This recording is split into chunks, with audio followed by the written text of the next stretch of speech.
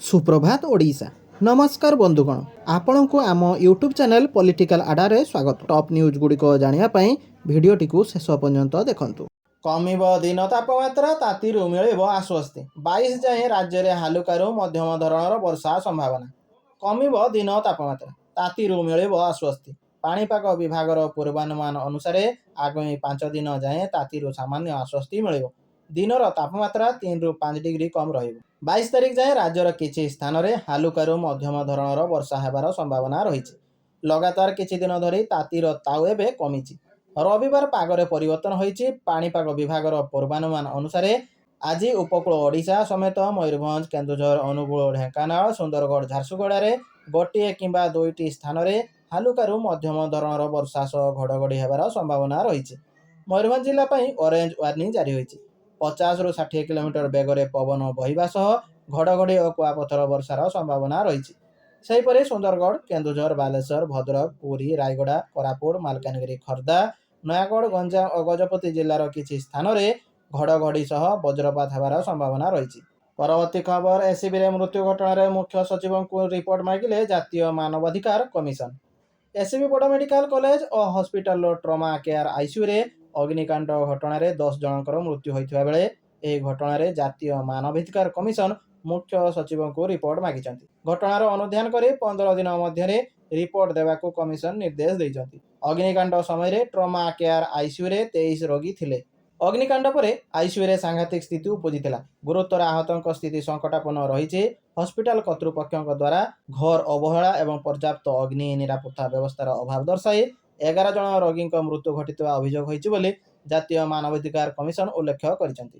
परवर्ती खबर, भारत ପାଇଁ खुशी खबर। हरमुज पार करी भारत पहुंचुची शिवालिक, आणुची 45,000 मेट्रिक टन एलपीजी।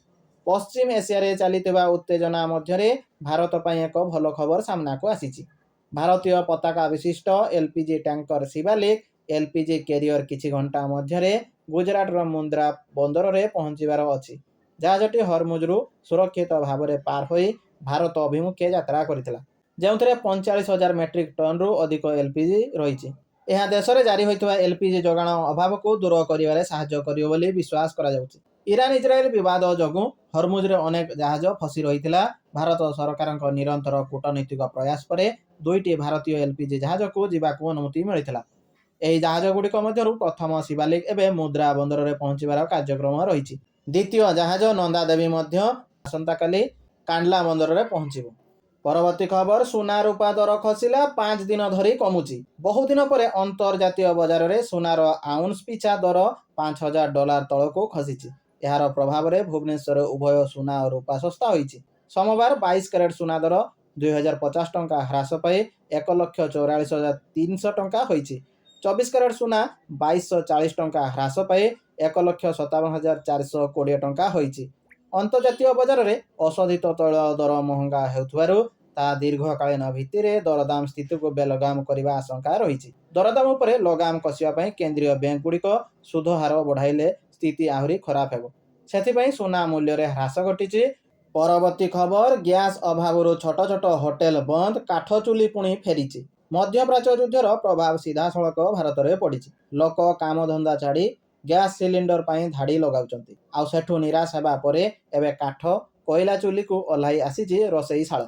गैस अभाव जोगु खाद्य थाली परे एबे टिफिन भी महंगा हेलानी। होटेल रेस्टोरेंट रे रोसई बंद हेबारु श्रमिक कारीगर बेकार होई बसुचन्ति। काठ चुली रे रोसई, होटेल जलखिया दुकान रे ताला, खाइबा महंगा। प्राय दशंधि तले प्रदूषण असना ओलियार दुर्नाम मुंडाए गायब होइतिबा काठ चुली पुणी फेरिछि। एलपीजी गैस संकट समस्या बढ़ाई लोकों को हैरान करुच्ची। तासह सहरांचल अर्थनीति को प्रभावित कलानी। एथिसह खाइबा तेल दर वृद्धिर प्रभाव हांडीशाल उपरे पड़ी। जाणेनी काठ दर भी वृद्धि पाई। परवर्ती खबर, सरिला भोट गणति, बाजीमात कले दिलीप राय। सरिला भोट गणति, क्रॉस भोटिंग बाजी पलटाई देला। बाजीमात कले दिलीप राय, हारिले दत्तेश्वर हत्ता। शत्रुघ्न को 31टी भोट मिलता बेले दिलीप राय को 34टी भोट मिली। सेहीपरि दत्तेश्वर को 23टी भोट मिलता बेले सुजित को 29टी भोट मिली। राज्यसभा जीवे दिलीप, बसवे पार्लियामेंट रे रखिबे ओडिशार समस्या। तेबे राज्यसभा निर्वाचन पर 4टी आसन पर 5 प्रार्थी निर्वाचन लड़ीथिले। राज्यसभा निर्वाचन में मोड़ बदलाई देला क्रॉस भोटिंग। 11 जन विधायक क्रॉस भोटिंग करथिबा सूचना मिली। क्रॉस भोटिंग को नहीं ବିରୋଧୀ ଦଳ ନେତା ନବୀନ ପଟ୍ଟନାୟକ ବର୍ଷିଥିଲେ। ଯେଉଁମାନେ କ୍ରସ୍ ଭୋଟିଂ କରିଛନ୍ତି ସେମାନଙ୍କର କ୍ରିମିନାଲ ରେକର୍ଡ ରହିଛି, ସେମାନଙ୍କର ବାପାମାନେ ଜେଲରେ ରହିଛନ୍ତି। ବିଜେପି ଘୋଡ଼ା ବେପାର କରୁଛି ବୋଲି ପୂର୍ବରୁ କହି ଆସୁଥିଲେ ବୋଲି କହିଥିଲେ ନବୀନ। ପରବର୍ତ୍ତୀ ଖବର, ମଧ୍ୟପ୍ରାଚ୍ୟ ଯୁଦ୍ଧର ବିଭ୍ରାନ୍ତିକର ଖବର ପୋଷ୍ଟ କରିଥିବା ଅଭିଯୋଗ, 19 ଭାରତୀୟଙ୍କ ବିରୋଧରେ ୟୁଏଇର ବଡ଼ କାର୍ଯ୍ୟାନୁଷ୍ଠାନ। ମଧ୍ୟପ୍ରାଚ୍ୟ ଯୁଦ୍ଧ ମଧ୍ୟରେ ଭ୍ରାମକ ତଥା ମନଗଢ଼ା ବିଷୟବସ୍ତୁ ସମ୍ବଳିତ ଭିଡ଼ିଓ ସୋସିଆଲ ମିଡ଼ିଆରେ ପୋଷ୍ଟ କରିବା ଅଭିଯୋଗ ଆଧାରରେ ସଂଯୁକ୍ତ ଆରବ ଏମିରେଟ୍ସ ୟୁଏଇ ପ୍ରଶାସନ 19 ଜଣ ଭାରତୀୟଙ୍କ ସମେତ 35 ଜଣଙ୍କୁ ଗିରଫ କରିବାକୁ ନିର୍ଦ୍ଦେଶ ଦେଇଛି। ୟୁଏଇ କର୍ତ୍ତୃପକ୍ଷ କହିଛନ୍ତି ସନ୍ଦିଗ୍ଧ ବ୍ୟକ୍ତିମାନେ ଡିଜିଟାଲ ପ୍ଲାଟଫର୍ମ ବ୍ୟବହାର କରି ଚାଲିଥିବା ଆଞ୍ଚଳିକ ଉତ୍ତେଜନାର ଫୁଟେଜ ଏବଂ ମନଗଢ଼ା କାହାଣୀ ପ୍ରସାରଣ କରିଥିବା ତଦନ୍ତରୁ ଜଣାପଡ଼ିଛି। ସଦ୍ୟତମ ତାଲିକାରେ ବିଭିନ୍ନ ଦେଶର 25 ଜଣ ବ୍ୟକ୍ତିଙ୍କ ବିରୋଧରେ କାର୍ଯ୍ୟାନୁଷ୍ଠାନ ଗ୍ରହଣ କରାଯାଇଛି। ସେମାନଙ୍କ ମଧ୍ୟରେ 17 ଜଣ ଭାରତୀୟ ଅଛନ୍ତି। ସେମାନଙ୍କୁ ବିଭିନ୍ନ ଧାରା ଅନ୍ତର୍ଗତ କାର୍ଯ୍ୟାନୁଷ୍ଠାନ ଗ୍ରହଣ କରାଯାଇଛି। ଏକ ବିବୃତ୍ତିରେ ୟୁଏଇର attorney general doctor Hamad Saif Al Shamsi କହିଛନ୍ତି ସାର୍ବଜନୀନ ଅବ୍ୟବସ୍ଥାକୁ ଉତ୍ତେଜିତ କରିବା ଏବଂ ସାଧାରଣ ସ୍ଥିରତାକୁ ଦୁର୍ବଳ କରିବା ପାଇଁ ଉଦ୍ଦିଷ୍ଟ ମନଗଢ଼ା ସୂଚନା ଏବଂ ଏଆଇ ସମ୍ବଳିତ ବିଷୟବସ୍ତୁର ପ୍ରସାରକୁ ରୋକିବା ପାଇଁ ଡିଜିଟାଲ ପ୍ଲାଟଫର୍ମଗୁଡ଼ିକର କଠୋର ତଦାରଖ ପରେ ଏହି ପଦକ୍ଷେପ ନିଆଯାଇଛି। ପରବର୍ତ୍ତୀ ଖବର, ଟଙ୍କା ସର୍ବନିମ୍ନ ସ୍ତରକୁ ଖସିଲା, ସେନ୍ସେକ୍ସ ବଢ଼ିଲା। ମଧ୍ୟପ୍ରାଚ୍ୟ ଯୁଦ୍ଧ ପ୍ରଭାବରେ ପୁଞ୍ଜି ବଜାରଠାରୁ ଆରମ୍ଭ କରି ଔଷଧିତ ତେଲ, ସୁନା, ରୂପା ଏବଂ ମୁଦ୍ରା ବଜାର ଅସ୍ଥିର ରହିଛି। ଡଲାର ତୁଳନାରେ ଟଙ୍କା ମୂଲ୍ୟ ସର୍ବକାଳୀନ ସର୍ବନିମ୍ନ ସ୍ତରକୁ ଖସିଛି। 1 ଡଲାର ମୂଲ୍ୟ 92 ଟଙ୍କା 40 ପଇସା ବନ୍ଦ ହୋଇଛି।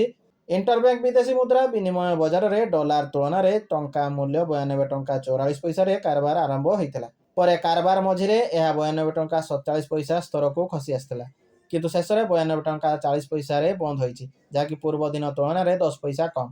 ହରମୁଜ ପ୍ରଣାଳୀ ପୁନର୍ବାର ସ୍ୱାଭାବିକ ହେବା ଆଶାରେ ଟଙ୍କା ବିନିମୟ ମୂଲ୍ୟରେ ଏହି ସୁଧାର ଆସିଛି ବୋଲି ବିଦେଶୀ ମୁଦ୍ରା ବିଶେଷଜ୍ଞମାନେ ମତ ଦେଇଛନ୍ତି।